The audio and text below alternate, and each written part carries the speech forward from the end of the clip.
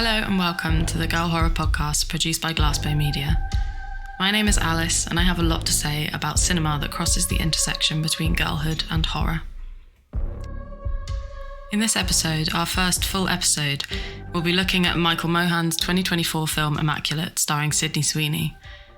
Exploring traditional tropes associated with Nunsploitation horror, Immaculate addresses women's agency and bodily autonomy in the context of a theological life. The film is clearly a distant homage to the likes of Roman Polanski's Rosemary's Baby from 1968. At a perfect almost 90 minutes, Immaculate sits beautifully between the trashy jump scares of traditional horror and the nuance of more contemporary elevated horror. In today's episode, we'll be looking at Immaculate in context of a rich history of Nunsploitation cinema, known to explore agency and identity, but also sexuality and objectification. We'll be asking questions like, where does Immaculate sit in a time where the autonomy of women over their own bodies is under question in real life? Why is Sydney Sweeney in the prime position to address this, given her own position in the fight between political left and right? Is Immaculate really a Nunsploitation horror or more of a Frankenstein's baby film? What can we learn from films like Immaculate? All that and more to come.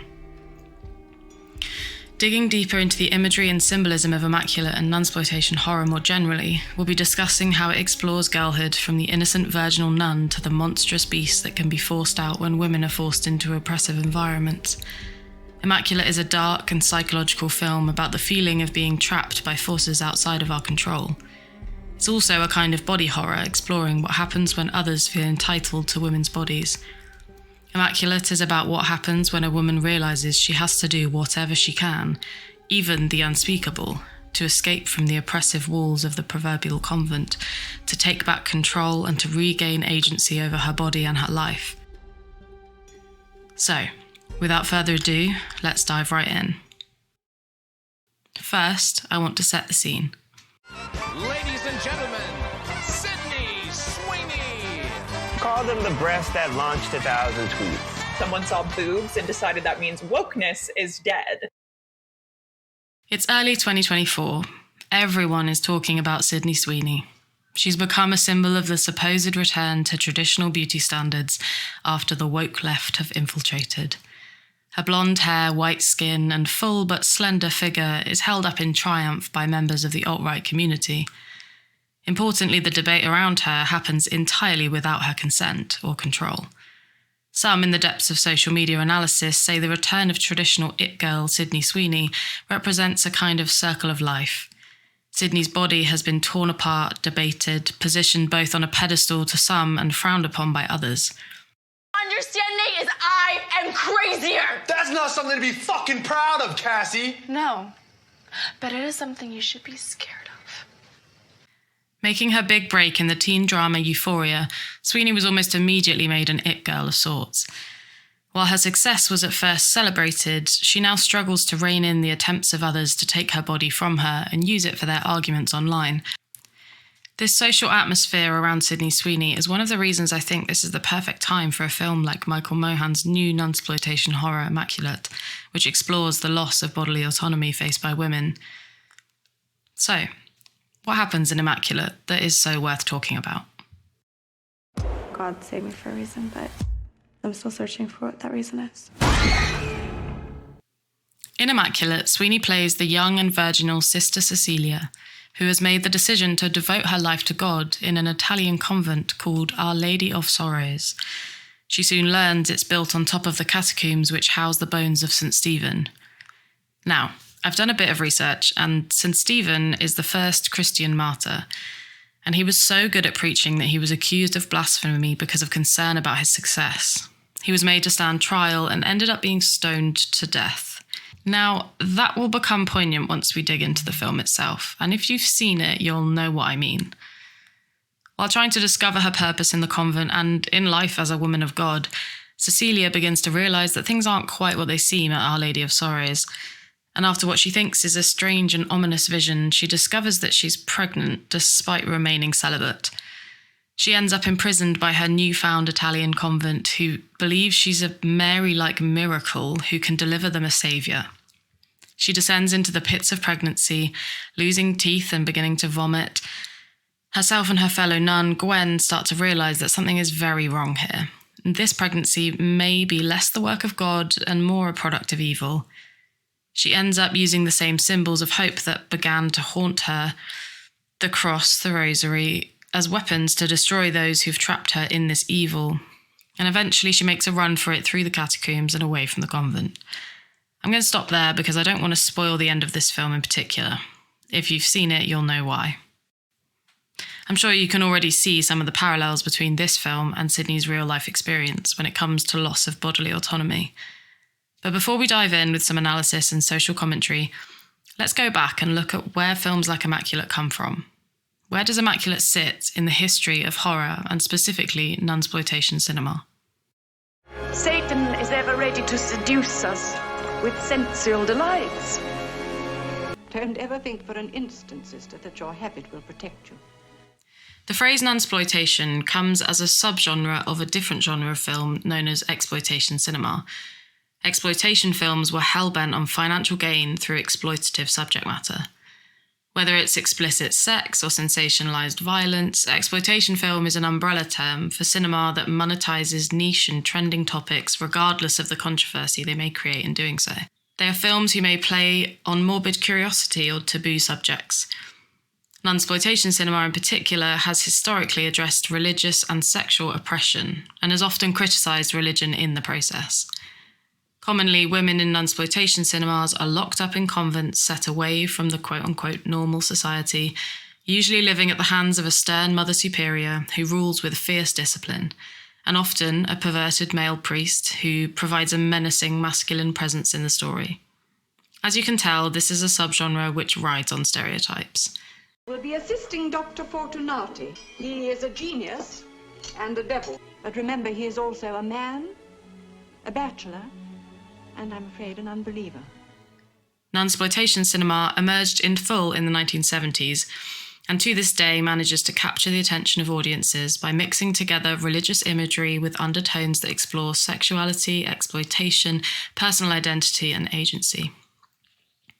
In the early days of cinema, films would depict life in the convent as one of purity and virtue.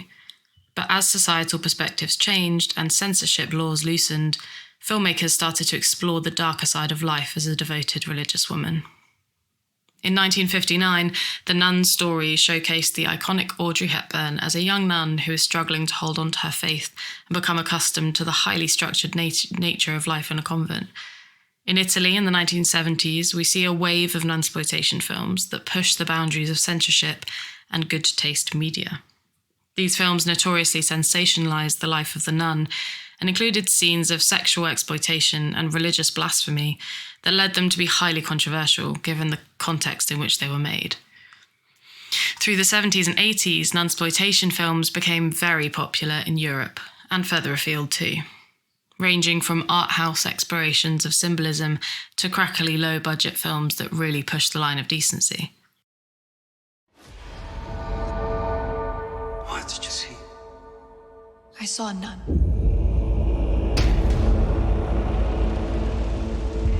Word of my visions reached the church, and I was asked to accompany a priest to an abbey in Romania.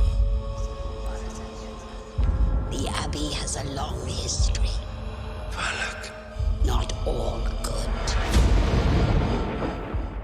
In 2018, we have the iconic The Nun film as part of the Conjuring film universe, which follows a young nun and a priest who are sent by the Vatican to investigate a nun's suicide at a Roman abbey. The Nun is a classic story of dark external forces pushing people to address their own fears, and in the case of the religious, their own faith too.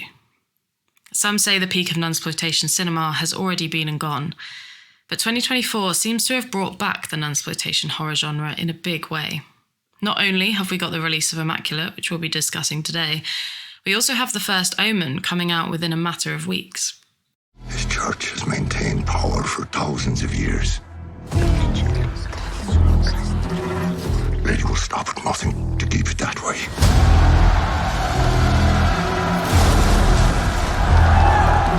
How do you control people who no longer believe?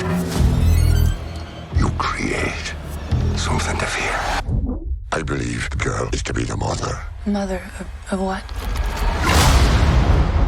We can see from this brief history of nunsploitation cinema that Immaculate does not shy away from its roots, but I will argue that it does reimagine some of the tropes that are common in the subgenre. Sister Cecilia is the picture-perfect virginal nun, living under a strict Mother Superior. The threatening priest is also present in Immaculate, although for a large portion of the film he is seen as a slightly creepy but mostly good ally to Cecilia as she adjusts to life in rural Italy in devotion to God. It's interesting to note that Immaculate does not explicitly sexualise Sister Cecilia by showing her body to the audience. Her sexualisation is done more so by the verbal exchanges of others and her situation as the now pregnant mother of the Saviour. Nunsploitation horror cinema fits into the larger landscape of horror by capitalising on the mystery of a veiled life behind convent walls devoted to God. I think in an increasingly secular society in the West, this throwback to more traditional forms of faith positions the audience as a kind of voyeur on a life that most of us have been curious about but will never lead ourselves. The genre is able to utilise symbols of Gothic Catholicism to represent broader horrors, setting itself as one of the most recognisable and iconic cornerstones of horror as we know it. Now we know where Immaculate sits in context of the history of nunsploitation horror cinema, let's talk about the film itself. How does Immaculate really address girlhood? I promise to carry myself with grace because I want nothing more than to belong here. I'm afraid I've already messed things up. I've always been fascinated by films that look at religion and its all-encompassing power in our lives. In the UK, we live in a largely secular society, but I think religious power and presence is still prevalent everywhere. In terms of religion and girlhood, I think the traditional Christian view of what a woman should be still sits at the heart of what patriarchy pushes on women in the real world. The idea of the young, innocent, virginal girl is something that arguably came directly from the Christian idea of chastity being a demonstrator of your purity, which in turn would determine whether you would be let into heaven or not. To have sex outside of marriage has long been considered one of the biggest sins a woman can commit. That being the case, films that depict and dissect this traditional image of the young, innocent and virginal girl can make a niche like living in a convent feel very real and close to home. Most of us have experienced some form of societal shame that stems straight from that idea that to be a virgin is to be clean and pure, an idea that you can argue comes straight from the arms of the Virgin Mary herself, and one that Immaculate, as the name suggests, also invites us to explore. By nature, this film explores the expectation for girls to be innocent and virginal. It also explores what happens when these expectations reach their extreme and lead to women having their agency taken from them. In particular, what happens when a woman's body is no longer her own. What happens when a woman is no longer able to make decisions about herself and have those around her respect her as a whole person and not as a means to an end or a pawn for their ulterior motives. Cecilia, you've been searching for a reason. God saved you. This is it. Blessed are the meek, for they shall inherit the earth.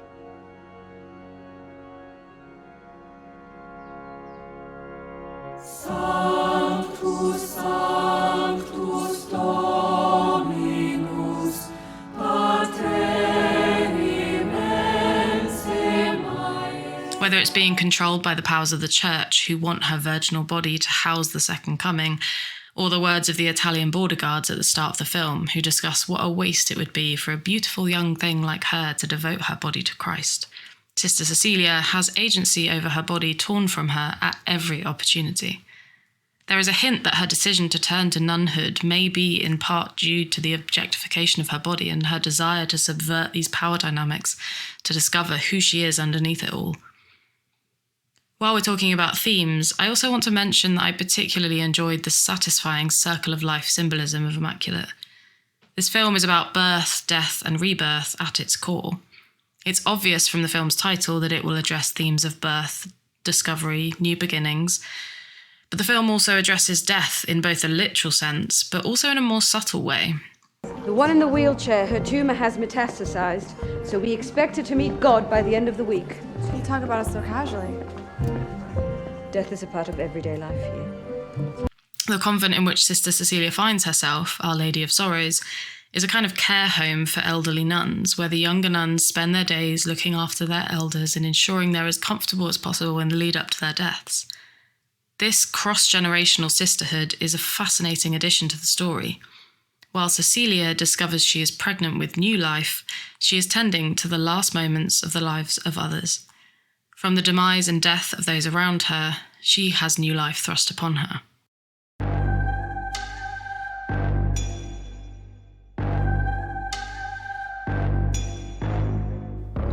Immaculate is undoubtedly a film about women. It's a film about patriarchy and about what happens to women at the hands of men in power and the women who are servants to those men. It's a film about the dark side of oppressive religion and the loss of agency a woman has when she steps through the doors of the proverbial convent and into the hands of men who believe their righteous journey requires their submission. It's also a film about the shame of not conforming, or at least wanting to not conform, to the wants of religious patriarchy. This is a film about the spirituality of women and the sexuality of women, combining religious symbolism with horror tropes and jump scares to reveal the culture of fear that is girlhood in a religious world. It's not all bad, though.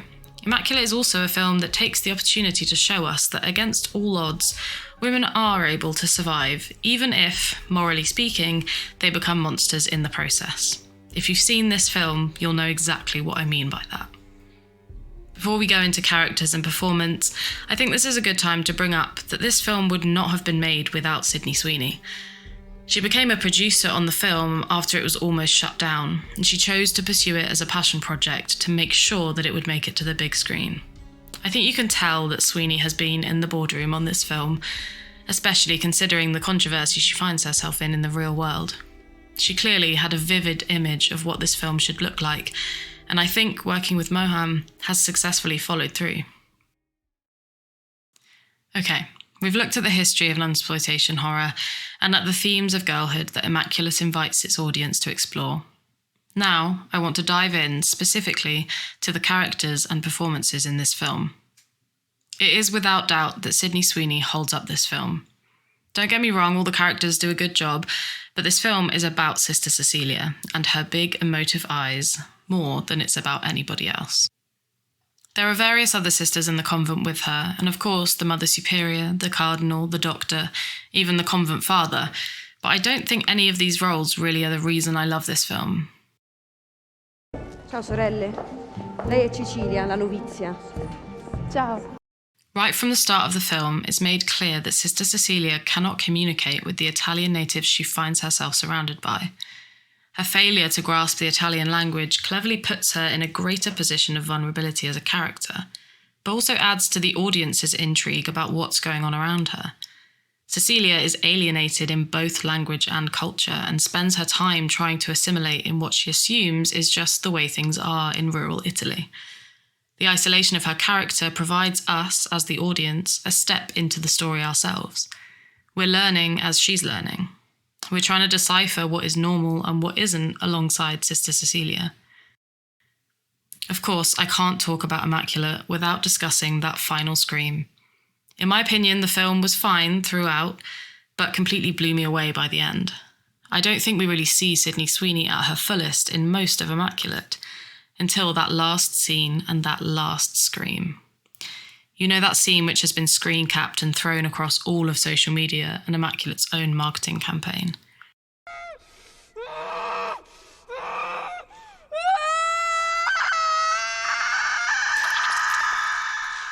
Seeing Sister Cecilia with her blood-covered face and white dress running for her life feels so freeing after being locked away in the convent with her for the duration of the film.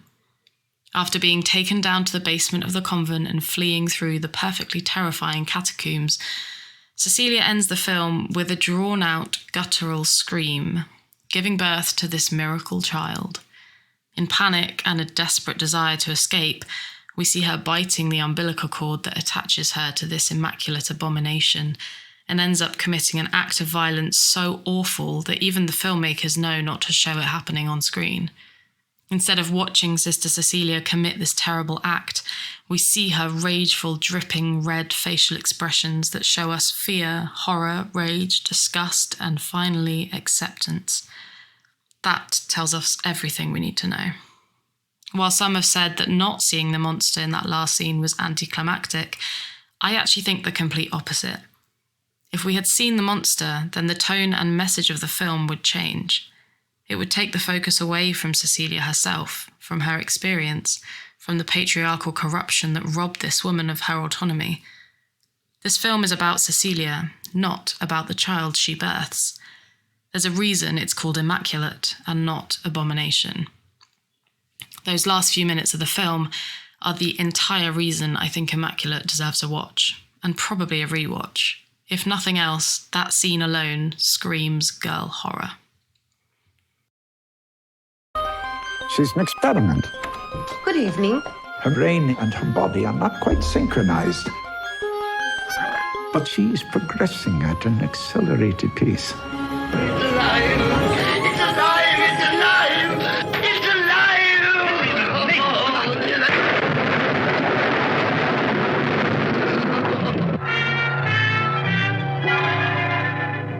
When this dead hand moves, the monster created by a man they called Mad is turned loose to strike terror into the hearts of men. When we look at how Immaculate reimagines some traditional Nunsploitation tropes, I think it's important to pick up on the fact that in this film, the Immaculate Conception is actually the result of a kind of priest-come-mad scientist figure. Father Tedeschi was a biologist and a geneticist for years before becoming a priest, and it's revealed eventually that he acquired the DNA of Jesus Christ from one of the nails that we know was used to nail him to his crucifix, and managed to reverse engineer sperm that was able to impregnate Cecilia with the child of God. Now, I know that sounds ridiculous, but I actually think the film does quite a good job of never fully confirming whether or not that is the nail and they do have Jesus' DNA. I think we're supposed to think it could be legit, but could also be the consequence of hysteria and herd mentality believing it to be true. Until that last scene where we hear this horrible, gurgling demon baby, including this scientific horror aspect, sets Immaculate apart from its girl horror peers, which usually focus purely on the religious fanaticism side of the coin. This is an interesting bridge between the same fanaticism and the kind of mad scientist experimentation that gave us the likes of Frankenstein and even Bella Baxter in the newly released Poor Things. While celebrating her vows, Cecilia tells Father Tedeschi about a near-death experience she had as a child, where she fell through the ice on a river, believing God saved her for a reason, but admitting to him that she wasn't sure what the reason is. Later in the film, we find out that the father has tried to birth this son of God multiple times with other nuns of the convent over the past 20 years, but they'd had horrible results. And knowing this story of survival from Cecilia's youth, the father basically hoped that Cecilia would be able to make it through the birth and successfully carry the saviour. What are you doing? Stop, please, stop! May you never stray again. No, stop! Blessed are the meek. No, please, no. They shall inherit No, please, no. the earth. No. The religious are not immune to the allure of genetic engineering, it seems. And actually, it makes sense that if they were to utilise it at all, it would be to try and manufacture the second coming of Christ in the way they do in Immaculate. As well as bringing in the science versus religion debate and subtly bringing up very real issues in society today, Immaculate gives us a kind of meta-narrative of the exploitation of women that we see off-screen. Sydney Sweeney has become the battleground of politics recently, when she's been weaponised as a symbol of the return to traditional beauty standards. Her body has been the battleground in the fight for bodily autonomy, as the alt-right hold her up as an example of the exemplary woman, while the left pull her back as the symbol of freedom of expression and beauty. Sydney Sweeney is herself sitting as a symbol of the warfare on bodily autonomy that society is playing out. Immaculate becomes a symbol and commentary on bodily autonomy that transcends the screen. In the wake of the recent overturning of Roe versus Wade, Immaculate has a greater context in discussing the autonomy of women over their own bodies. While I don't necessarily think the film addresses contemporary societal issues explicitly, I think it would be foolish not to point out the societal context of this film being released. Immaculate and The First Omen are films that come out within a couple of weeks of each other, and are both about the objectification of the female body for ulterior means, specifically the refusal to accept reproductive rights and the autonomy of women. It's almost like that's a hot and horrific topic in political discourse at the moment. Looking at all these themes together, I think Immaculate pulls off being an interesting and engaging Nunsploitation horror film that deserves a spot in the Girl Horror Diaries. It's definitely not the best film ever made, but with its nuance and depth and brilliant build-up of tension to a gobsmacking finale, I really think it's pretty damn good.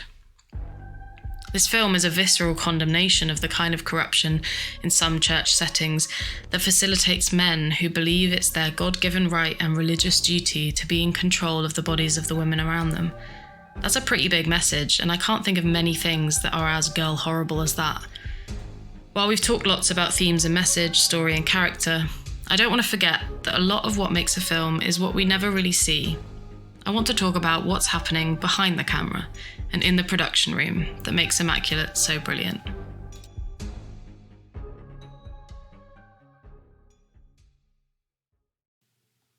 It's clear right from the start that the cinematography is important to the makers of Immaculate. The film gives us a beautiful sense of its rural Italian setting, with lots of shots of sweeping landscapes in beautifully moody tones. The camera takes the convent walls brick by brick, emphasising small space, shadow and darkness in contrast with the openness of the world outside the convent.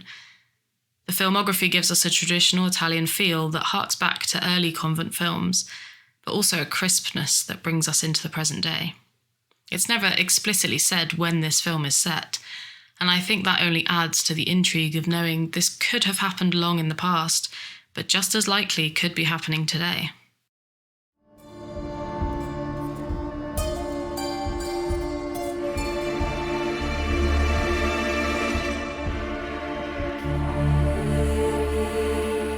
The film's score comes from Will Bates, who manages to bring traditional convent chanting music that we associate with church sermons and religious ceremony with unsettling, aggressive accompaniments and an unforgettable trill.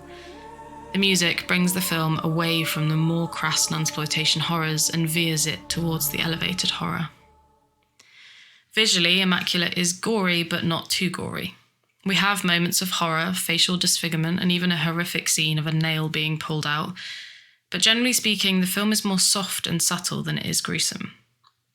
The lack of constant blood and guts makes the film far more watchable and makes these moments of gore hit far harder. Those moments support the film itself instead of being a crass addition to a story that doesn't warrant it. It's not just gore for gore's sake. Of course, we see a host of religious symbolism in the visual aesthetics of Immaculate. We feel the celebration of worship, but also the fear of the unknown. Together, all these elements give us a film that is reserved in ways that may be surprising for its genre, in ways that have led some to say it cannot be counted as an Nunsploitation film at all. In my opinion, Immaculate is at its heart an Nunsploitation horror that explores the themes of girl horror, but it's also an art film that sits perfectly alongside others of its kind, like Benedetta and St. Maud, which I will discuss later. Immaculate made a whopping $2 million on its first day in cinemas, and ended up making $5.3 million on its opening weekend, which made it the best opening weekend of any film in its production company Neon's history. 72% of reviews on Rotten Tomatoes are positive, with the most agreeing that Sydney Sweeney's performance truly saved this film from being a forgettable addition to the Nunsploitation subgenre. I'm definitely not the first to comment on the proximity of release dates between Immaculate and The First Omen, which have very similar plots and are both exploring bodily autonomy of women. Most agree that it's not surprising that horror has taken to these subjects given the context of society today. So, you've watched Immaculate and you're hoping to dig your teeth into some more films that have similar vibes. Films that aren't just about scaring you or being completely body horror and gore. Well, let me tell you about two other films that I think fit the bill perfectly. Dear God, your presence graces the air, and soon everyone will see you. Hi, are you Maud? Yes, hi. It takes nothing special to mop up after the dying. You're prettier than the last one. But to save a soul, that's quite something. Bless Amanda's body and bless her mind, which is shrouded in darkness. When you pray, do you get a response? Oh, it's like he's physically in me. Immaculate can be said to draw from lots of different films, not all from the same subgenre. It harks back to the controversial Black Narcissus from 1947, while also drawing on more recent films like Possession from 1981. We can see influences from the iconic Suspiria films, and of course Roman Polanski's Rosemary's Baby from 1968. Rosemary's Baby tells the story of a woman who becomes pregnant only to find out that her neighbours are part of a satanic cult, and they might be trying to use her to get to her unborn child. You can see the mirror with Immaculate, I'm sure. If you haven't seen it already, I would highly recommend watching Rosemary's Baby, as it's widely accepted to be a horror classic, and I think epitomises many of the themes of girl horror. Are you pregnant? No, not yet. No, you're not religious, my dear, are you? You're pregnant. Now to a fine, healthy baby. Here, here. Here. I have a pain. Pain like that is a warning that something isn't right. If you're looking for similar films to flesh out your nunsploitation horror desires, I want to recommend two of my favourite that I think have similar atmospheres to Immaculate. First, we have Benedetta from 2021. Jésus-Christ a choisi notre bienheureuse sœur. Sancta Benedetta. Benedetta. Vous me trouvez trop prompt à croire à ce miracle? Je pense que vous n'y croyez pas du tout. Benedetta is an absolutely top-tier nun film that explores the themes of sexual repression and expression. It's about love and fear, power and agency. This film is also set in rural Italy and tells us the story of Benedetta, a nun who has faith tested by temptation in the convent. She yearns for the forbidden fruit of one of her sisters and is plagued by visions of religious horror and sexual fantasy.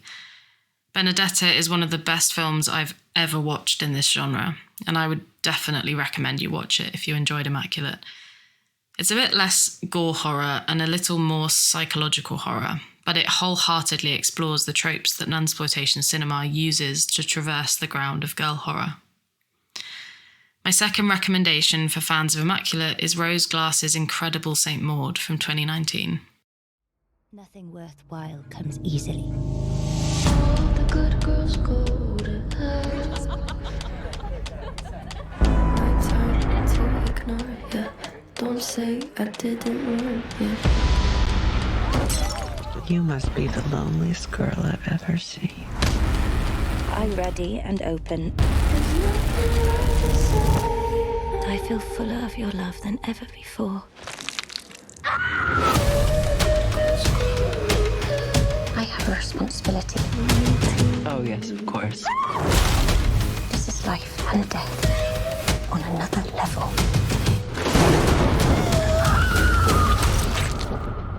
What if I'm getting it all wrong?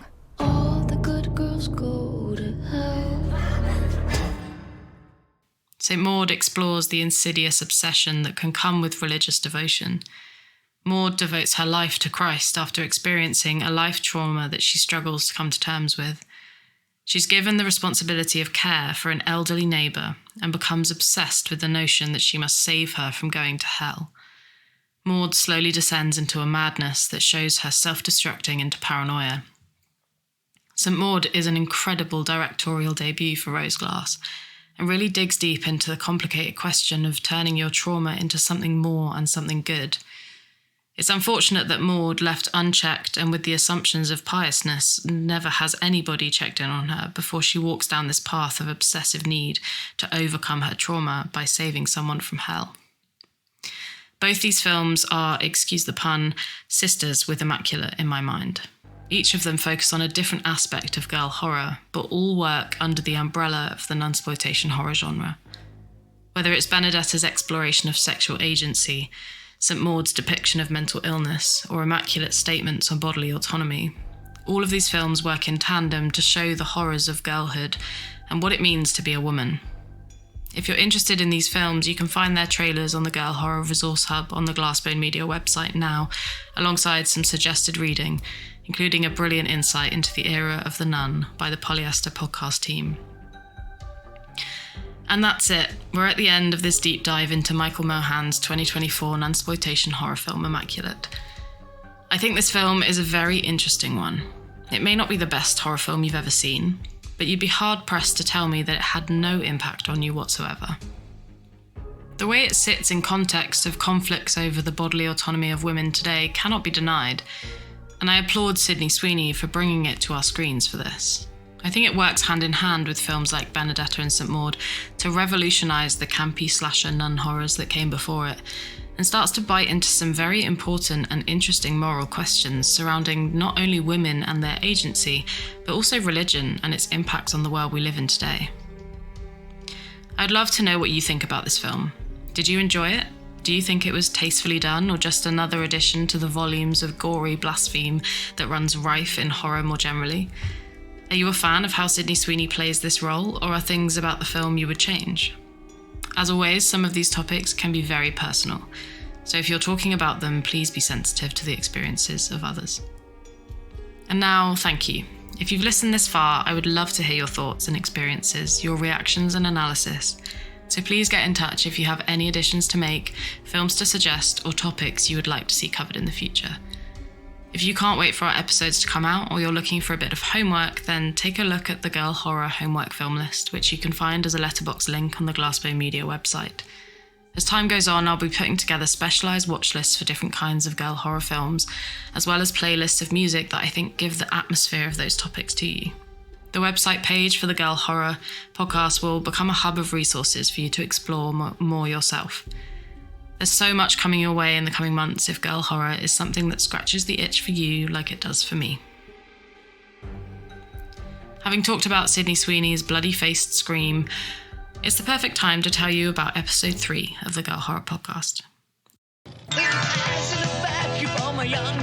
It's the night of the senior prom. The Bates High School gym is alive with excitement. Everybody is there, even Carrie White. The girl no one likes. We're all sorry about this incident, Cassie. It's Carrie!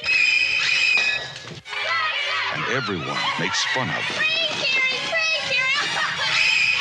The girl with the strange power. If I concentrate hard enough, I can move things. If you have a taste for terror, you have a date with Carrie. In our next episode, we'll be going back to high school.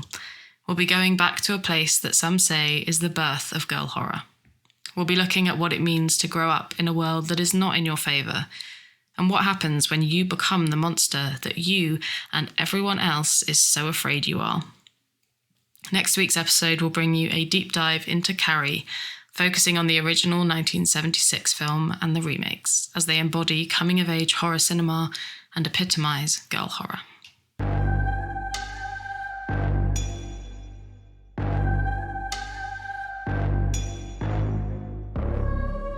And that's that. I hope this discussion has left you thinking about girl horror, about depictions of women's agency and autonomy, and about how film can influence the way we see and behave within our own bodies. I think Immaculate contributes to an ongoing conversation that we should all be having about agency and empowerment, about how to stand on our own 2 feet when powers bigger than ourselves want to use us for their gain. I also think it's okay if you just like watching movies without thinking too much about them. I do that sometimes too. Immaculate is visually satisfying and a genuinely interesting take on the Nunsploitation tropes. I would definitely see this film again, and that's what counts. Don't forget to check out our Instagram @girlhorror and choose your fighter from the ever-increasing list of iconic girls in horror we're showcasing there. You can find out more about us on the Girl Horror section of the Glassbone Media website, which you'll find a link for in the description of this episode. Finally, please do subscribe to the podcast so you can find future episodes easily.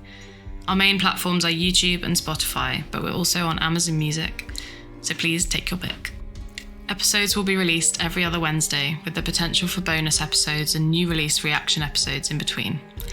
I will see you next time when we'll be discussing Carrie and the birth of girl horror. Until then, stay girly, stay horrifying.